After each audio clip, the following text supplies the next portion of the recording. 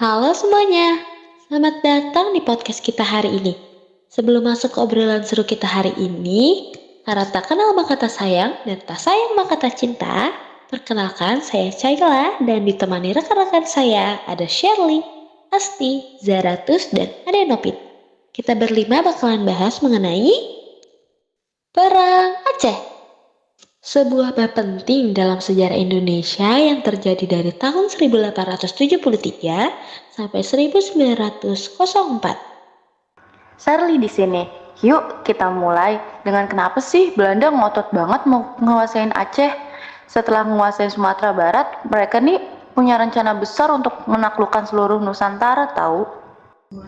Bener banget Shirley, Belanda pengen mewujudkan Pax Nerladich alias kebijakan untuk menguasai seluruh Nusantara dan mengusir pengaruh negara lain, terutama Inggris dan Prancis. Mereka mau pastiin gak ada saingan yang ganggu monopoli ekonomi mereka. Nah, Aceh di sini punya peran penting.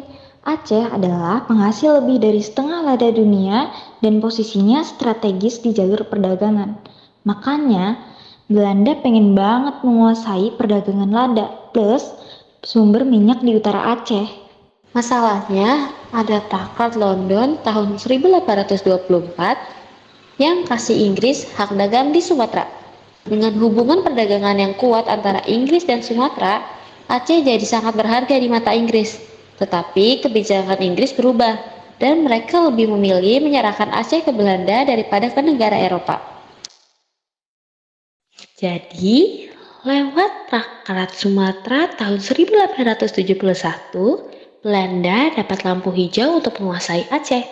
Walaupun hubungan dagang dengan Inggris tetap ada, ketegangan ini bikin suasana jadi nggak stabil. Dan hal inilah yang memicu jadi konflik bersenjata. Belanda ngirim utusan nih buat nego sama Sultan Mahmud di Kutaraja. Berharapnya sih Aceh mau tunduk, tapi Sultan nolak.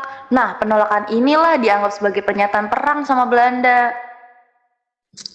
Maret tahun 1873, seragam pertama dilakukan oleh Jenderal J.H.R. Kohrel dengan 3.000 serdadu.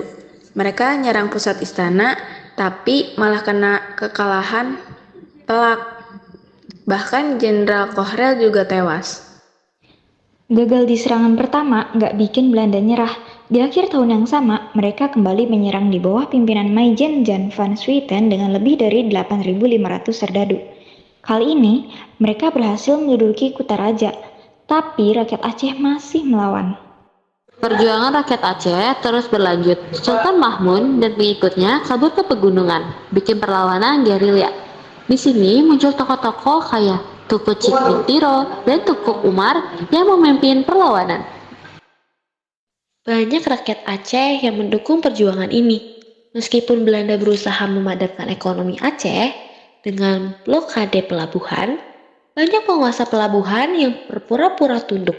Tapi sebenarnya bantu perjuangan rakyat Aceh di pedalaman. Masih makin rumit buat Belanda. Mereka nerapin strategi penaklukan total dengan ngebakar desa-desa.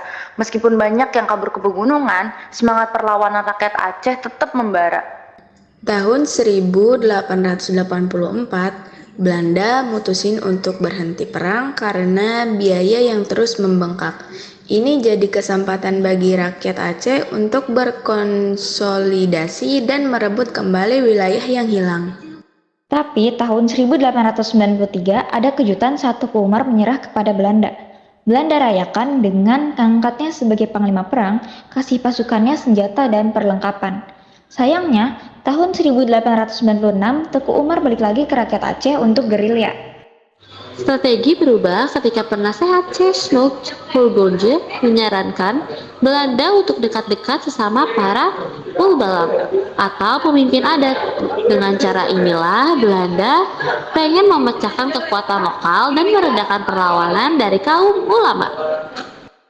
Belanda kemudian angkat raja-raja lokal sebagai bupati, mirip dengan sistem di Jawa. Ini bikin perpecahan di antara rakyat Aceh dan lebih banyak pertumpahan darah yang terjadi. pasukan Marsose dibentuk buat ngehancurin kantong-kantong perlawanan rakyat Aceh. Nah, sayangnya Teku Umar tewas pada serangan 1899.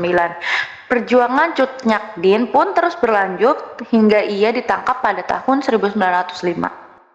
Setelah Cut Nyak ditangkap, perlawanan rakyat Aceh tetap ada, meskipun dalam skala lebih kecil. Tahun 1903, Sultan Ibrahim Mansur Shah menyerah, tapi tetap jalin hubungan dengan gerilyawan sampai akhir hayatnya. Perang Aceh ini nunjukin gimana masyarakat bisa bersatu melawan penindasan. Meski banyak yang terpaksa tunduk, semangat perjuangan rakyat Aceh tetap hidup. Akhirnya, Belanda sukses mengeksploitasi sumber daya Aceh untuk kepentingan ekonomi kolonial, termasuk budidaya kopi, karet, dan minyak yang jadi bagian penting dalam ekonomi Hindia Belanda. Perang Aceh bukan hanya menjadi sekedar konflik militer, tetapi juga tentang cerita perlawanan rakyat terhadap kolonialisme. Ini adalah kisah keberanian, pengorbanan, dan semangat yang tak tergoyahkan.